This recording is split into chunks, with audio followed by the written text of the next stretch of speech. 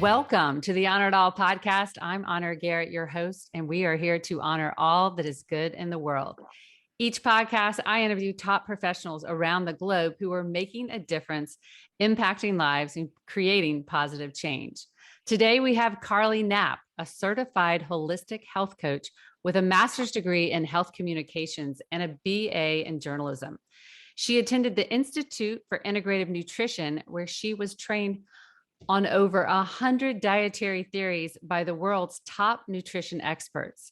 Carly practices bio-individuality, meaning each person is unique and there is no one-size-fits-all formula for any health. But I think what makes Carly so amazing is her infectious energy and optimism. She blesses everyone she meets. Her clients not only love her and the results that she gets them, but they all want to be her best friend. And I know why. So I'm honored to have you here today as part of the Honor It All podcast. Welcome. How are you? I am glorious. I'm so grateful to be here. Glad that we connected. So happy we connected. Well, I'm so happy that we connected. And now everyone that I know is going to know you. But I will tell everybody that Carly and I met on Clubhouse. And I was just impressed by her knowledge and energy, but also her transparency that when she talked about her health journey. And I think we both really connected when we got offline or onto Zoom, because we're both moms. We both prioritize our family. We're passionate about health. I think we're both two people that are the half glass full. So today we have a full cup for everyone to bless our listeners, because we're coming to you from overflow and a grateful heart. And so, Carly, can you tell our listeners a little bit about the journey that led you to holistic healing? Of course. So when you talked about transparency, that's just the way I feel like we have to live. The more we put all of our dirt out there, right, the more that everybody realizes that they were all coming from the same place and that we can really transform that dirt into jewels. So I went through my fair share of dirt.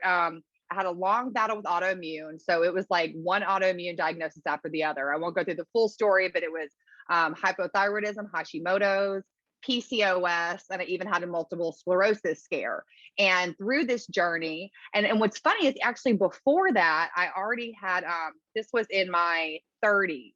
So I'm 37, but this is my early 30s. And before that, I'd already done nutrition training. I had my master's in health communication. So I was health minded, right? Like I wasn't just eating like crap all the time and like not working out.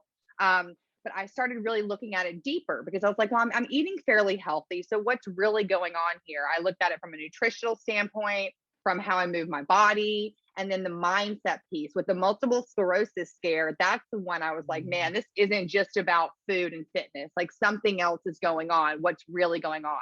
And so I got trained to be a holistic health coach.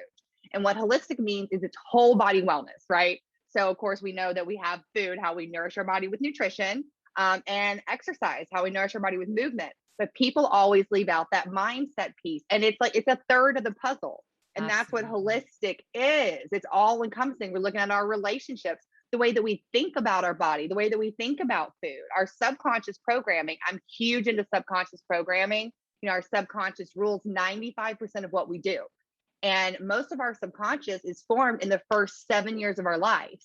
So there's these really, I go like this. This is not always my go-to move, because it's like, it's in the back of your brain. Like you don't even realize this stuff. It's not a thought that you're having. It's an automated system that we do. So I do a lot with reprogramming the subconscious, so that then having a healthy eating and moving our body becomes easier. You're not actually just having to like grit and bear it and use willpower and force and control and trying to control what you eat and how you move. It just becomes like an automated process. So that's how I got into holistic health coaching. And I love continuing learning. I'm about to roll into another program, because we're never done learning, right? Like there's always ways to level up. And that's why I like surrounding myself with like-minded people like you, Honor, because, you know, I can learn from you too. So, so grateful. Absolutely. It's so ironic, because the more we know and we just keep learning and learning, the more we realize we don't know. Right. And sure. I just wish as a kid I thought I was healthy because I'd never really had a weight problem, right? I grew up Mhm. in a nice home. I got good meals, but the Mhm. mindset was it was, you need to be the thin cheerleader, have the perfect body. It was about, eating a cracker so I could stay and fit in Right. my uniform, not like what would be a healthy meal, right? Yep. And so just to those subconscious programs from when we Mhm. were young. And sometimes we did it to ourselves. Sometimes it was just the environment we were in. Sometimes Totally. someone else. So, I mean, that is amazing. And I really love the fact too, guys, if you ever just want to brighten your day, look at Carly's Instagram or her reels or whatever. I love how you can show up and show how hard life can be, but bring humor to Yeah. every situation. And you are really a girl half, cup half full instead of half empty. So how do you keep that mindset? So I call myself kind of like a reformed party girl. Well, I mean, like semi-reformed, right? Like I still have a good time. Yeah. um, but a little bit of context. I mean, I did all the things. So you're right. Like I was a cheerleader too, and I was always trying to like be, do everything perfectly and look perfect, right?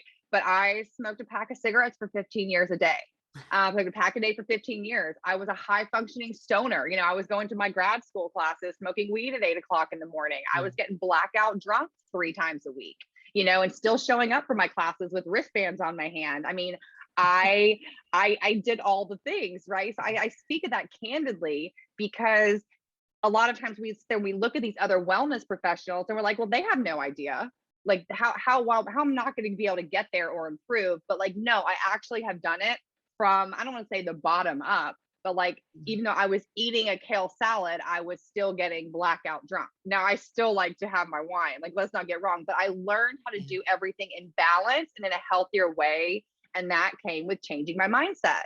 So I used to think that people that, sorry listeners, but the people that were like always shitting rainbows, right? You know what I'm talking about. I Yeah. always thought that they were full of crap. I was like, people aren't really that happy. Like they're just not. I was a little jaded, I think, a little just kind of like whatever. And it Thinking they're wasn't until faking it. Maybe it seemed like they're totally, faking it. Right. totally. I just thought I was like, that's not real. Or how am I ever going to be one of those? Like, I'm over here, I'm practicing yoga, I'm drinking smoothies. Like, why not? And why am I not shitting rainbows? Right? Why are they're fake? And so it was really doing that, the subconscious programming that we talked about. I didn't realize it. I'm from South Mississippi. My parents are still there. And it's a very, I mean, I still adore it. I plan on retiring there, but it's a very be humble culture, right? Like do for others, be the hostess, like put others before yourselves. And although those are values that I still have in my life, I realized that I did believe Mhm. subconsciously that my needs were at the back burner, that my wants were at the back burner, that I shouldn't speak my truth. I should speak so that other people are comfortable. And these are values I still have. I still consider other people's viewpoints and their feelings, right? But I learned how to integrate my own wants, my own needs, my own values. And so, in doing that and learning how to really marry those two, that's how I stay cup half full, right? Right. Because now I'm not coming from a place of lack because I'm doing for everyone else. When you're doing for everyone else, you're kind of like at the second. So you're going to be a little more glass half full, a little more jaded, a little more salty.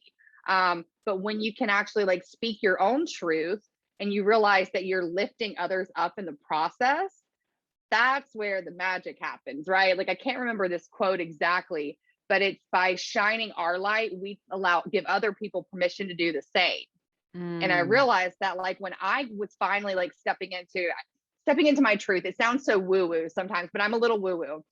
When I was actually just like being who I wanted to be and living how I wanted to live and putting my dirt out there, being authentic, then I was like letting other people do the same and encouraging other people and other clients and other people. That's like why I do the reels on social media. Cause it's like, Mhm. look, you can do this too. You can be healthy and still, eat some fried potatoes and a glass of wine, and it's not so black or white. So I think that's a little bit of how I stay half full.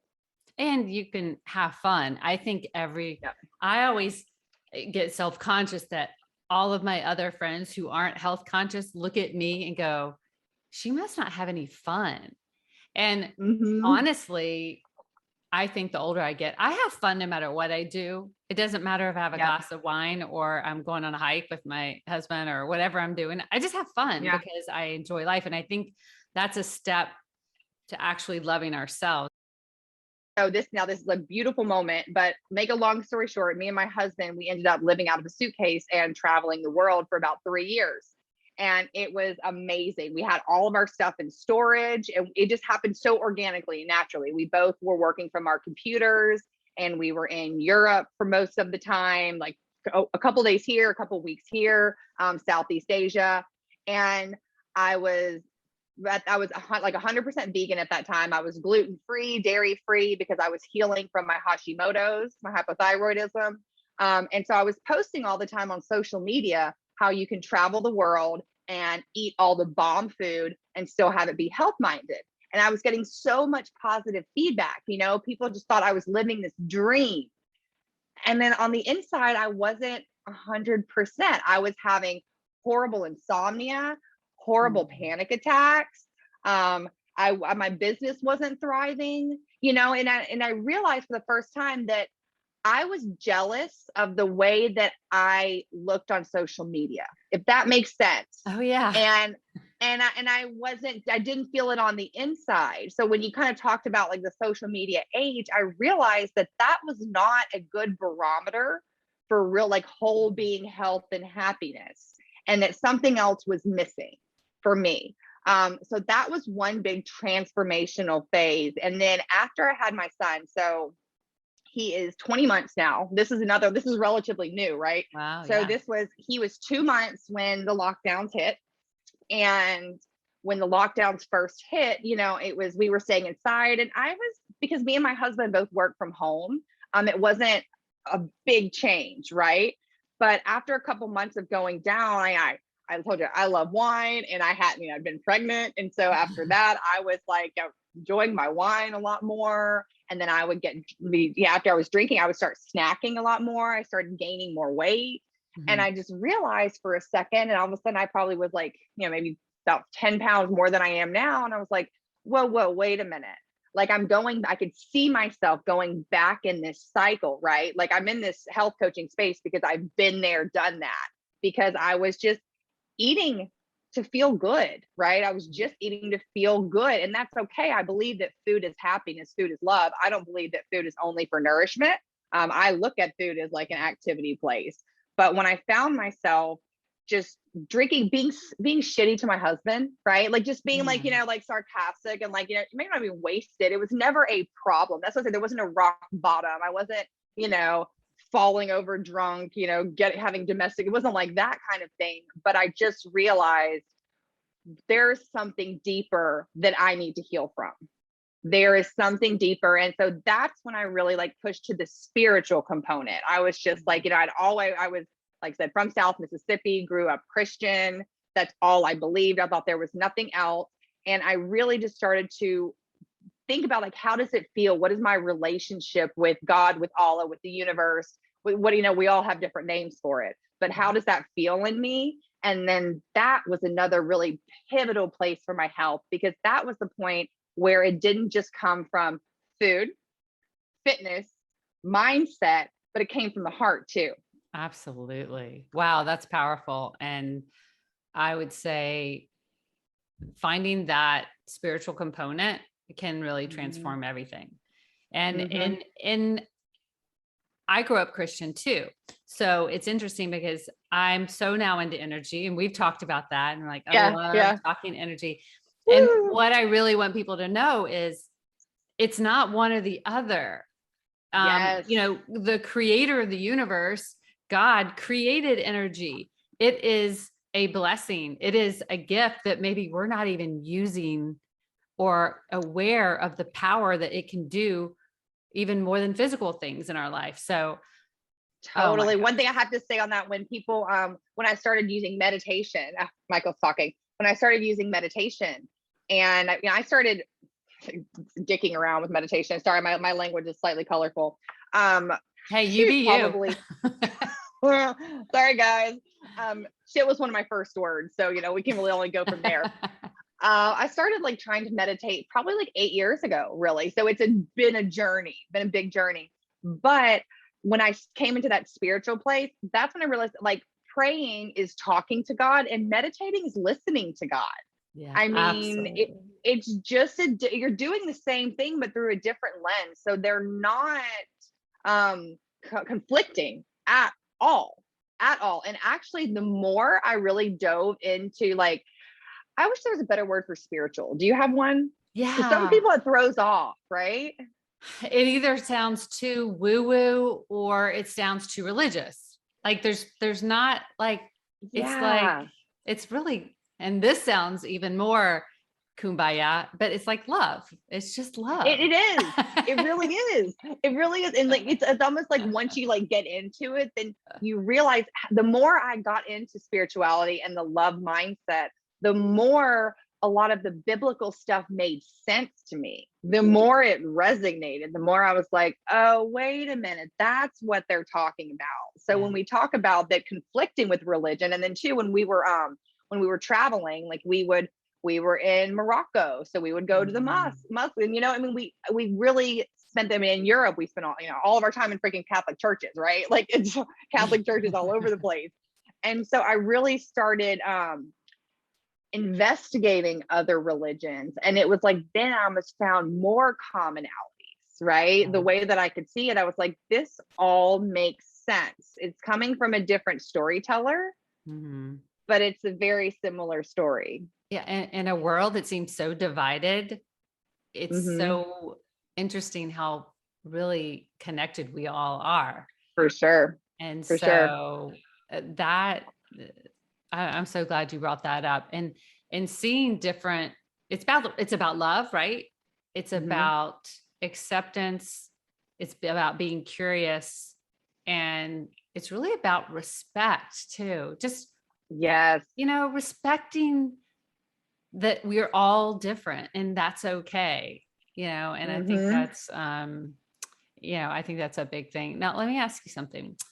Cause I love to ask everybody this. What is your biggest lesson in life? Is there a lesson that's really resonated with you that's happened? Yeah, for sure. I think the biggest thing is that this is going to sound trite, but I'll elaborate that health and wellness is evolving. It ebbs and flows. It is a journey, not a destination.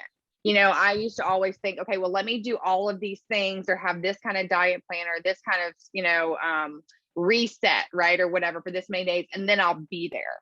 Then I'll be healthy or then I'll be in a routine.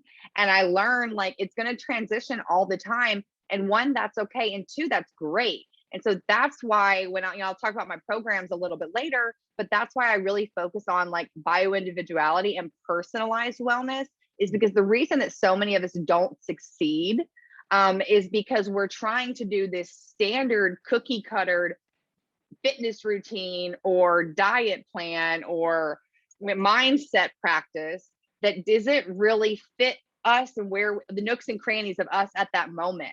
So it just it doesn't stay. So that's why like I really love like my one-on-one coaching is because I can actually be like, okay, so understanding the person and then trying to meet them where they're at, but elevate them.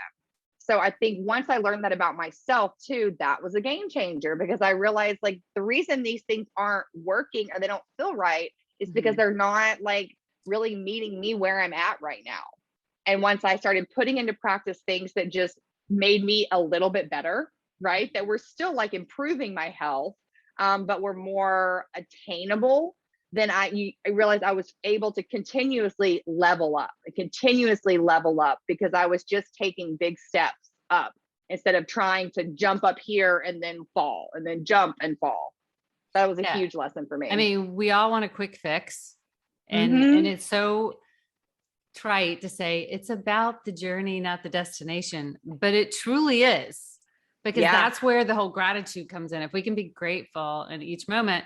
And like you were talking about individuality, the thing about that is not only is everyone different, you're even different 5 years from now. I cannot eat. I mean, I'm almost 55 years old. I cannot eat the same thing that I ate years ago. And I think that once we realize that, we're going to understand that no little diet system is quote unquote is going to work.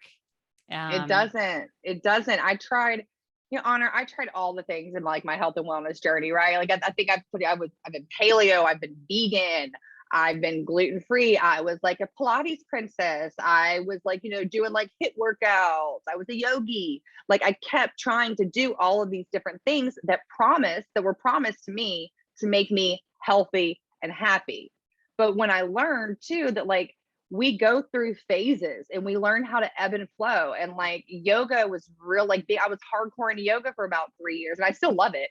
I still do it like twice a week, but like now I can need something else because there's something else. My body just needs something else right now. You know what I mean? So I think when we learn, and that's why, I go back to like working with a coach, because it was me working with other coaches that I was able to realize, oh, okay, that it is okay for me to change up what I'm doing. And that actually does make sense because they could like mirror back to me like what I was saying, because it's easier.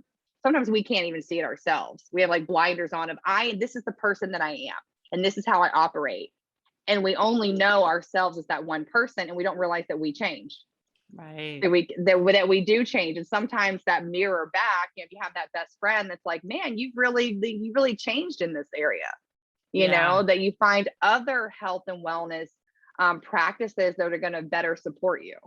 And that's when we talk about the journey, that makes the journey more fun because like, it is a journey, but we do want to have a comfortable seat for it. Right. So when you kind of like learn how to like put these systems and these practices in your life, you have a better seat for the ride. Well, and that's why the inner work is so important because then none of the external things, the yoga, the eating right, whatever matter. It's all good. It doesn't matter which one you do. If everything's right with you, then all of those are just, you can enjoy and appreciate each one of them, not thinking that they're the answer because they're not. Yeah. They're not. They're not.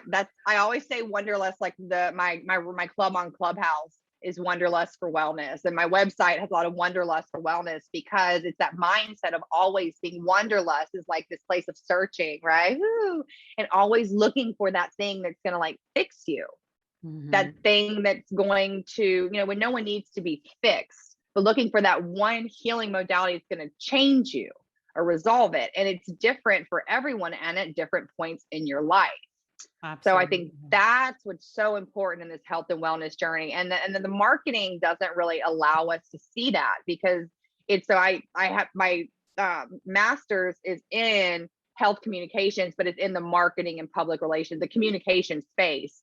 So that was what I really realized, that the way that the media messages are designed, they're not sitting there being like, let's just trick them, but it is commerce and it is sales.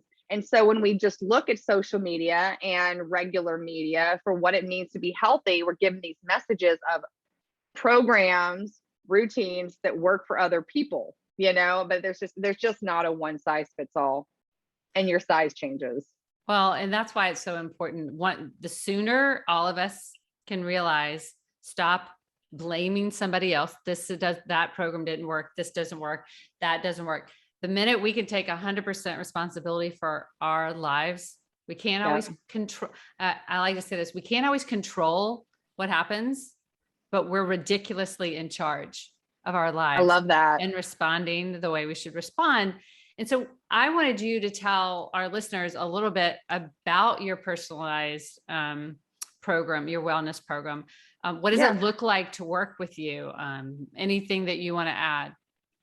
Okay. So I do, and I'm pretty blunt. So this is the way I call it. So I have like my non-committal program, the people that are like, we'll see. But it's like an individualized health plan. So in that one, it's kind of like your beginner steps. It's where I have clients, they fill out like a 4-page questionnaire to really understand like what their life currently looks like. And then I review this information, and then I make recommendations in their nutrition, physical fitness, and mindset practices that are specific to where they're at. We do a 45-minute Zoom session. We go over in detail. I ask some more questions to get to know them a little bit more. And then I send them this individualized health plan. Here you go, silver platter. It's all So that's one of my programs. And then the other one is, I call it like the PG wellness. It's a personalized wellness program. And so that one is when we meet for 3 months, every other week for 45 minutes on Zoom. And we kind of take the same individualized approach, but I give them goals that really start to layer on top of each other. Because what we have found is that when you're successful at achieving one goal, it further motivates you to do another goal. When you try to do all the things, when you try to stop eating carbs, work out 5 days a week, meditate for 30 minutes in the morning, you do it all for 2 weeks and then you stop, because it's just not like, they're not really creating sustainable habits. So I work with them to create sustainable habits in those 3 areas of food, fitness, and mindset. And we meet every other week on Zoom. And then the next one I have is my self-growth intensive. And that's for people that are like ready to make serious changes, that are tired of dicking around, that are ready to invest in themselves. And we meet every week. It's a 45-minute to 1 hour. I give them up to 1 hour meeting face-to-face every week, working on these goals, giving them itemized steps. And we have ongoing communication in between. I literally like hold their hand through it. And it is so beautiful. That is when I see like the most growth, because it's when you really, really are like, I have to be here. You know what I mean? Like you sign up for the program, you show up, and accountability is the biggest thing. I'm, like I said, I'm a health coach, and I still work with other health and wellness professionals because it's accountability, right? Like I work with a financial advisor when it comes to my finances. That is not my area of expertise, right? Like I work with a dentist. Like you outsource now. That's the world that we live in. So outsourcing, accountability, I just think that is such a game changer. And it's so much freaking fun for me. I think the most of my personalized wellness clients end up doing the self-growth intensive. I have noticed this trend of stair stepping. So they'll start and we'll do like the non-committal, and I'll give them all the information. Right. And then they usually realize after a little bit, I mean, some people can't. They'll dip their toe in and they're like, wait a minute, I can't do this by myself. Exactly. No, for a lot of people, it does work, because as I talked about, I have an autoimmune background. So I've worked with a lot of clients that have thyroid disorders, and then I can really teach them natural ways to heal their thyroid. And this is information they wouldn't have gotten anywhere else. So some people, I can give them that information. They can maybe start putting this into practice and make a lot of huge changes. PCOS is another one I deal with too. A lot of huge changes in about a year's time, and then maybe come back when they're ready to like take it up a notch. But there is like dipping your toe in, and then there's like the personalized wellness part. We go into like to the waist up, right? You get like waist deep in the water, and you start to feel good about it, and you notice some changes, and you're like, okay, I can do this. I'm feeling good. And then the self-growth intensive is when you just dive in, baby. Well, and I personally have gotten to the point now that I don't even want clients unless I know they're committed. Because if you're not committed, I could be the best coach in the world. You could be the best coach in the world, and it might not work because they don't really want to do it. And that makes them unhappy. It makes you frustrated because you know, and you care, and this is what you do. You're so passionate about. So I really do a survey to make sure, hey, are you ready for this? And people are scared that their life is going to completely change. I don't want to change everything about my life. And that's that overwhelm when you give them everything at once. But the way you do it, when you're like, no, this is gradual, you're changing. But, you know, I've had people come to me and they haven't seen me for a while, and they're like, or even sometimes my husband will say, you've changed. And I'm like, I hope so. Thank God. Right? Like, I hope I'm not the same person that I was, you know, a year ago or 5 years ago. I hope that I'm evolving, I'm expanding, I'm becoming more of the potentiality that I have. Right. I love you so much because it's the same mindset of like, life is this really awesome fucking experience that we get to be, I don't want to say be different people, but we get to have different experiences. We get to evolve and change and grow and groove, right? Like it's so much more fun than just staying in the same little box the whole time. Well, and it really resonated with me when you were talking about how you saw yourself on social media way back, Mm-hmm. and you didn't Mm-hmm. feel, you were like, I'm jealous of that person. She's so happy. She's like, her life is perfect. And Right? I saw this little quote that says, I hope your life is as good as you portray it on Facebook or whatever. But Totally. I think that was the magic bullet that you pointed out, that the minute that why would you fake something? Because you're going to be attracting and mirroring that same fakeness. You're not going to find really good people. But the minute you start being like, and they're not even bad people, they're just people that aren't really like you because you're being someone else. The minute you let your hair down, you talk about everything, you're transparent, you're putting it all out there, you're using the language that you use, whatever it is, you're going to attract people just like you. And it's going to Yes. make you so much happier, right? I think. Well, because it does, because no one operates in a vacuum. We have more people that are like-minded and like us. And even if they're different, love us for who we are than we even realize. And it's so just unfulfilling when you're trying to just live in a mold, or as you were told you should. You know, it's a big, we talk about like mindset, I'm big on, and this is a very gradual process. So don't be intimidated, listeners, but like changing those words of I should to I could, right? Or I have to I get to. That is just a big, big shift when you try to stop being who you think you should be and doing what you have to do.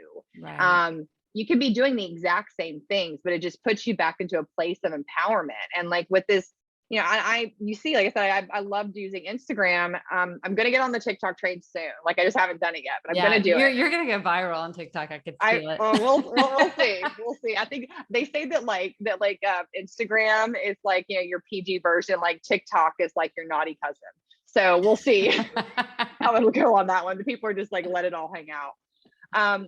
But when I realized that, like, there's another quote too. I always get quotes wrong, but it's don't compare your page 4 to someone else's page 44. That, or don't compare your behind the scenes footage to someone else's highlight reel. You know, that you just really understand what social media was. So when I was having that, like when I was, you know, traveling and doing all this amazing stuff, you know, that was my highlight reel. Was I happy in those moments when I was taking a picture or posting? Hell yeah, I was. Like, it was awesome. I was sitting Positano in my bikini, drinking my, you know, Aperol spritz. Like, it was great. So I would post a picture of that moment.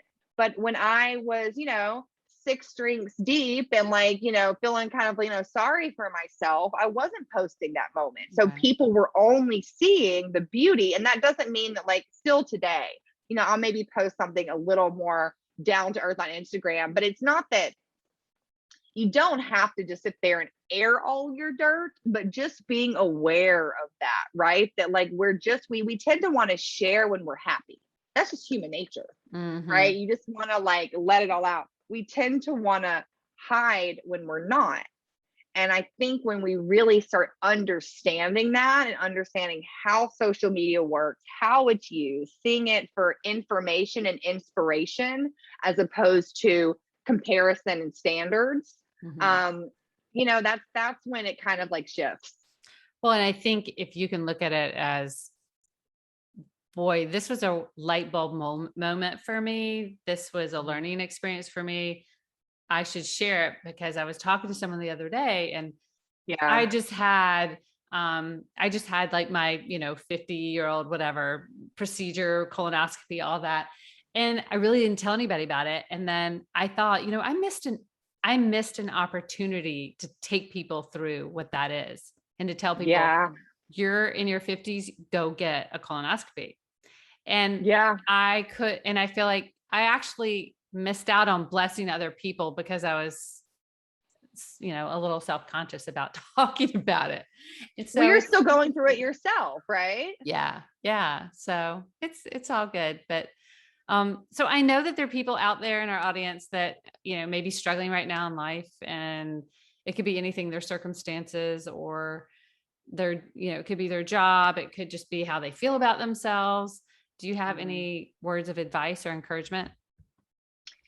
I think one is to realize, like I said, you're not operating in a vacuum, and to not feel that you're just not where everyone else is at, because that's just human nature. They usually don't sit there and share where they're at. Social media too is such a beautiful, we have resources to connect with other people that are getting there, and to really see yourself as this is a journey. Life is an involvement, and you're going to change and grow. I have had some of my darkest days. I've battled with like horrendous anxiety and insomnia, and horrible eating disorders. Like, I've had all these like really not so pretty things that I've gone through too. And it was when I started connecting with other people that I started to really come out of it and realize, oh, this isn't a place of shame. This isn't a place of embarrassment. This is a human experience. So that would be my biggest words of encouragement, is that I think, and I hate that like a lot of people don't know who Clubhouse is. I'm assuming a lot of your listeners know about Clubhouse, what it is. I know. But everybody needs to get on Clubhouse. It's just such an awesome way to connect with people. It's a comfortable way too, because it's kind of like you can connect, but like not connect unless you want to, right? Like they can kind of like remain in your Clubhouse space and not be entered into your real life space. It just depends on how you want to use it. But it's so much value too. I've learned totally so much, but just by listening to different people and being able to choose the like-minded rooms to go into and things like that. So I have a couple more questions, but I wanted to ask you this because I like asking people this. How do you look at failure? And I have a little, is it called a acrostic or whatever? A faithful attempt at learning. And I love that. I like that. Or I actually like fierce attempt at learning. Either one. I like that. So, like, this is a good acronym. Yes, thank you. Thanks. I couldn't come up with the word. So, what are your thoughts on failure? Or did you used to be afraid to fail? Ooh, girl. Still something I struggle with. Like I said, I'm pretty candid. I don't like to define myself. We should never define ourselves, but just for lack of vocabulary, I tend to be one of those people that like, I only wanted to do things I was going to be successful at.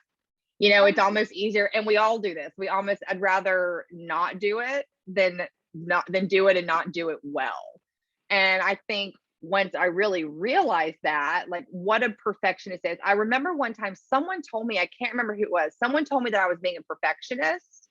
And I literally was like, no, I'm not, because I'm not perfect. Like if I was a perfectionist, I would be perfect.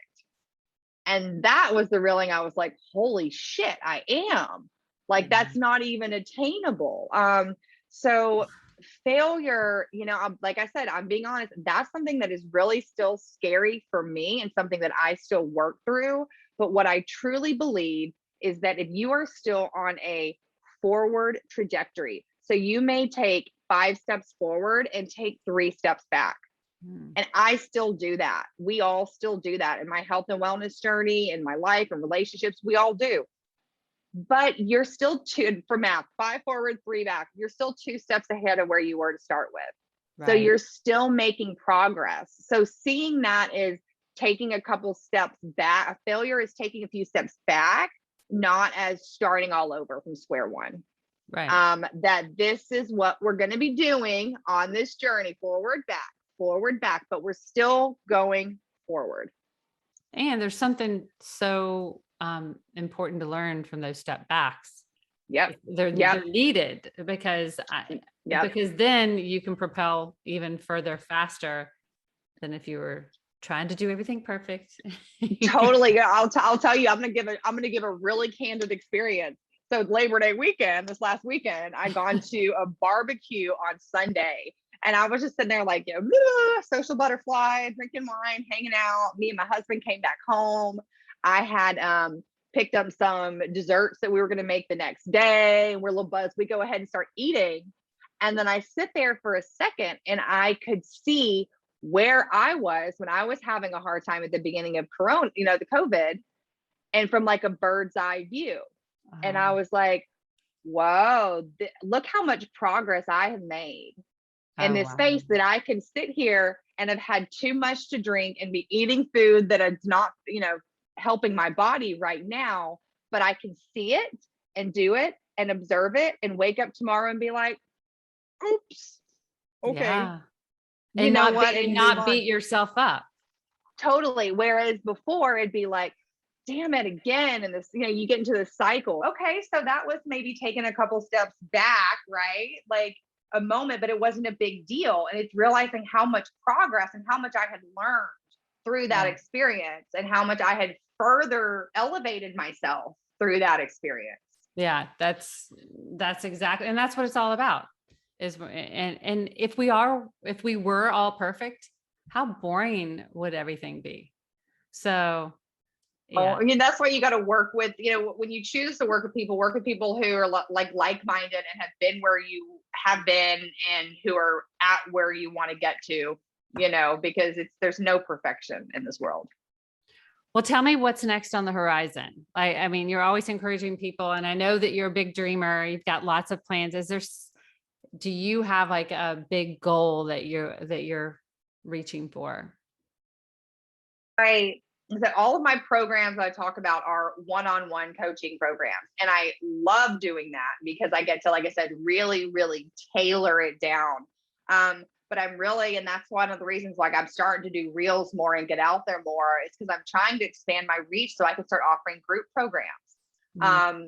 Clubhouse has really been that format. I host a room every Thursday morning. I did one about 2 hours before we jumped on this podcast. Oh. And it's being in that group dynamic. And it's a different kind of approach because we're not doing it as individualized, but there's a lot more like recipe development and having like meal planning and having accountability in a group that you don't have. It's a different kind of program that you have in a group setting. But Clubhouse has encouraged me to do that. So that's what's on the horizon for me. Well, and that's beautiful because then also if you create that community, like Facebook community, then it isn't just cookie cutter. It's a community of people, you going in there and helping people individually, and then everyone else helping everybody individually. So it is a beautiful system once you build it. And the same person, like, we talked about how you need different things at the different points in your life. This isn't like salesy, but just for an example, like the same person could benefit from each program at a different point in their life. It doesn't even, you know what I mean? Like one person could cycle through, like right now, I just need some recommendations. Right now, I need you to hold my hand and walk me through this. Right now, I want to be in a group environment where we can all learn from each other and, kind of like put this stuff into practice. So they're really all designed to meet different people where they're at. And that's why, like, when you talk about how you do a consultation or you almost like interview the clients before, a lot of people that I talk to just on like I would say the back channel, but like on Instagram Messenger, yes. I'm starting to say back channel all the time. That's a Clubhouse lingo. People that I talk to on Instagram, that know they want to make other steps, is I try to really figure out like where they're at, what are their goals, what are they ready to do? Because there's going to be a program that's going to best support them. Because clearly I want people to succeed, right? Like I don't want this for money. It's a value exchange.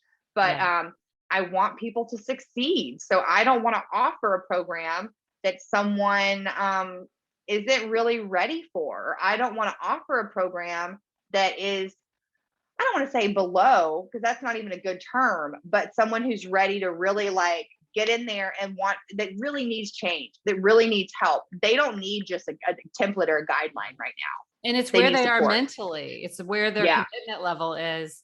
And there's that dance back and forth between know, like, and trust. There are going to be people that hear you and go, oh my gosh, I have to work with her. She's amazing. I love her energy. I need more of Carly. And then there are going to be some people are like, well, I just want to check out what she's all about, and do this and that. And so, having something, I think that's brilliant. Having something for every person, no matter where they are.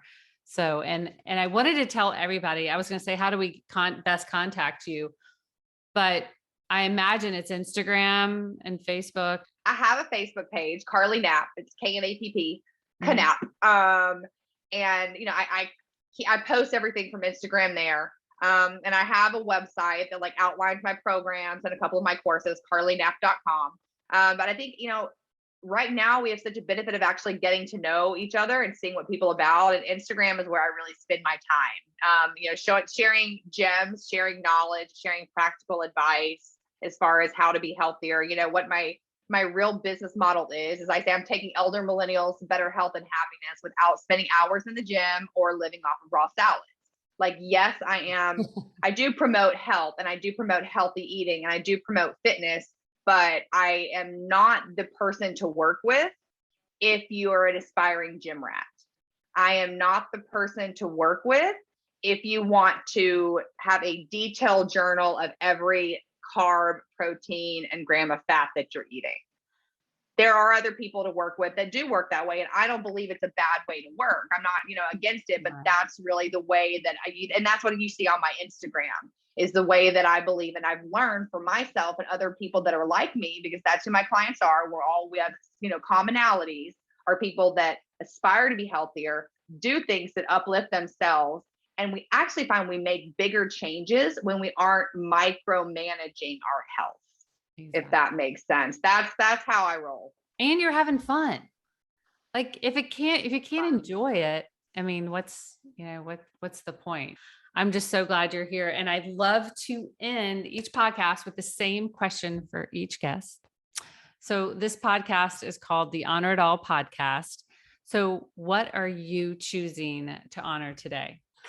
So what I'm choosing to honor right now is my family life. Really, like I did my clubhouse this morning on like how to ebb and flow with the seasons and how things are changing with fall. And like, we're coming to a place like, fun in the sun, and then autumn's a little bit more about like bringing it home and getting more grounded and back to our roots. And like I said, I have a 20-month-old. I have my husband, we're about to celebrate 5 years. And so, sometimes I get so caught up in that to do and growing and creating, but really learning how to just like sit there and honor those moments of being together, and maybe it not being as glamorous and pretty in all the trips, but just really being a family unit. So that's what I'm sitting in today. Wow. Well, that's beautiful. Great choice. Well, I'm so excited. I'm sorry to have to end this episode because I could sit here and talk to Carly forever, but this has been a great episode with the inspiring Carly Knapp. Thank you, Carly. I really appreciate you being here. I appreciate you, Honor. Thank you so much for having me. Well, you're so welcome. And I can't wait to have you back next time. And remember, we are not promised tomorrow. So be present today. It is the gift, and take time to honor it all.